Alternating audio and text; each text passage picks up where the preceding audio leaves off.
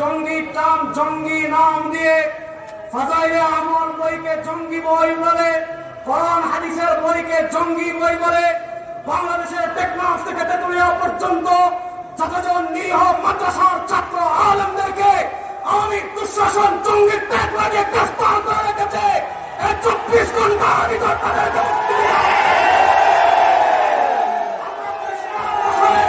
বলতে চাই, এই 15 বছরে যে আওয়ামী লীগের ক্যাডাররা, যে আওয়ামী লীগের মাস্টাররা, যে আওয়ামী লীগের নেতারা মসজিদের ইমাম মাদ্রাসার আলেম মুহতামিমদেরকে অত্যাচার করেছে, জুলুম করেছে, তাদেরকে আইনের আওতায় বিচারের আওতায় আনতে হবে।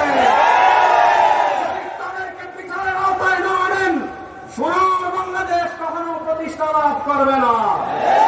আমি বাংলার ওলামায়ে কেরামকে বলবো, এই স্বাধীনতা লাভের পিছনে ইসলামী আন্দোলন বাংলাদেশের অবদান আছে না নাই?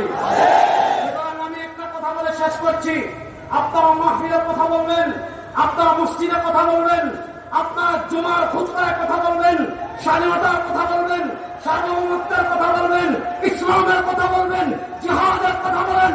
যদি কেউ আপনাদেরকে বাধা দেয়, জুতো দিয়ে পিটিয়ে মসজিদ থেকে বের করে দিন।